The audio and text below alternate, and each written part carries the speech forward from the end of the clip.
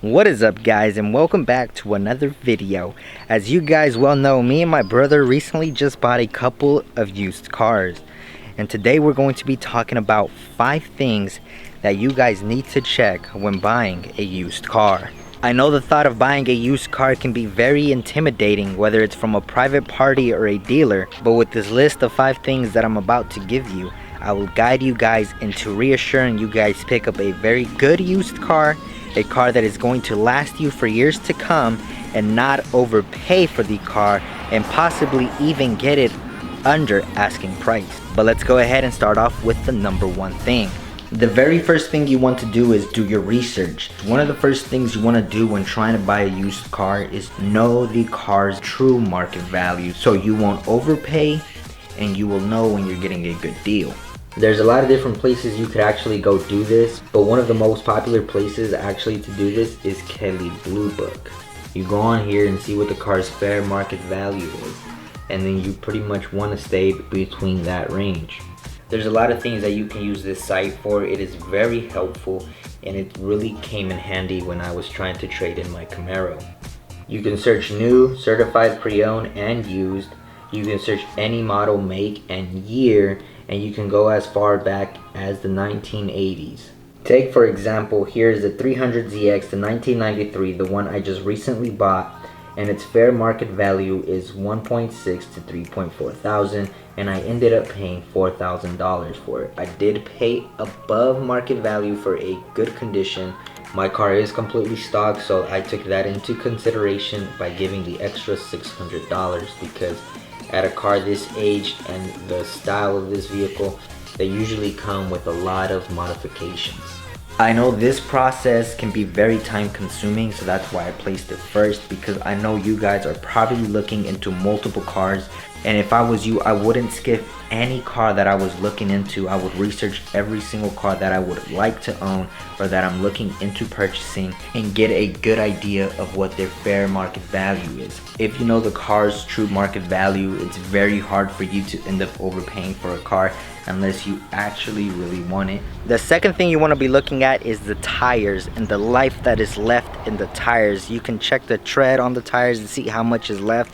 You can automatically tell if the tires will be needing replacement. You can ask the seller when is the last time he put new tires, or when was the last time his tires got rotated.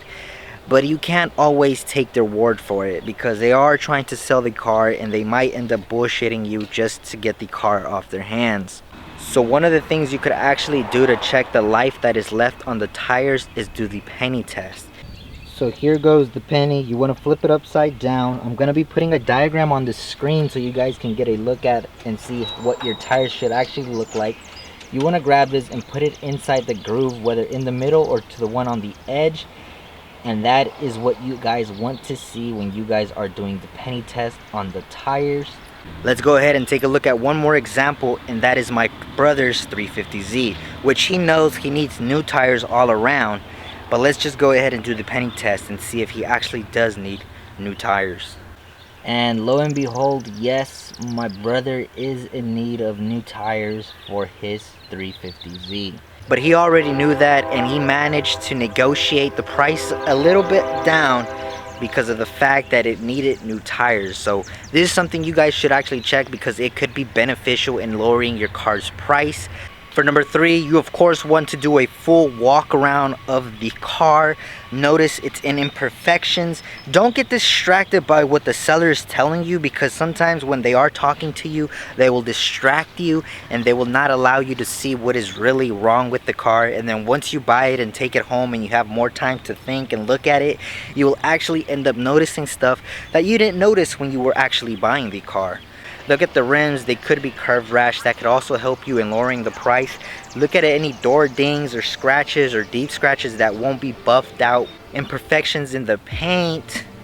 And ask the seller, has the car been in any accidents that he knows of? Or does the car have a clean title, or if it's a salvage title? These are things you want to know when buying the car. Me, for my 300ZX, the only issues I had with the body was these deep scratches that aren't going to come out with a quick buff. The paint on the rear bumper, this window does not roll down, and the speedometer is not working. For number 4, of course you want to turn on the car. You want to leave it idling for 5 to 10 minutes. Look out for weird noises. Pop the engine bay. Take a look at the engine. Familiarize yourself with the engine. Ask the seller when was the last time he did maintenance on the car, if he has records to prove that. Because once again, I wouldn't take the seller's word for what he has done to the car if he has no records, because he's trying to get rid of the car and he will do anything and say anything to sell it. Sometimes the sellers will be upfront with you and tell you what's wrong with the car and let you know, but most of the times they will tell you they've done so much stuff to the car when in reality they have not done anything to the cars. So you buy it, drive it for a couple months, and you end up ruining the engine because the car hasn't had maintenance for the past year and a half. But after idling for 5 to 10 minutes and it seems like the car isn't overheating, you aren't hearing any weird noises, and everything seems to check out, of course for number 5, you want to test drive the car. Do not buy any car that you have not test driven, because when you test drive it, you will hear more of the engine noises, you will hear more of the defects of the car, and you will start to familiarize yourself with what's actually wrong with the car, if there's actually anything wrong with it at all.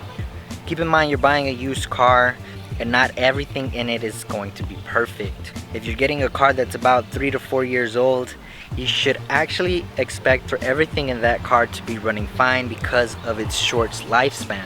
If you're buying something that is 10 to 15 years old, expect for a couple of things to be wrong with the car, and you just have to learn to deal with it or take money out of your pocket to get it fixed. If the car is more than 15 years old, note that you're going to get yourself into a project car, because those are going to be breaking down a lot more frequently than if you were buying a car that is 5 to 10 years old. Don't stress, a lot of us guys like project cars, and that's why I picked up the 300ZX. But that's going to be the end of this video, guys. Hopefully you guys did enjoy it. But drop the video a like, subscribe if you haven't. Help us reach 30,000 subscribers. Comment down below anything that I forgot to mention that you guys think is important when you're buying a used car. And remember, either you run the day or the day runs you. Deuces. Yeah, man, the world needs better laws. Maybe then we'll be better off. I'm hoping that it comes, but it never does.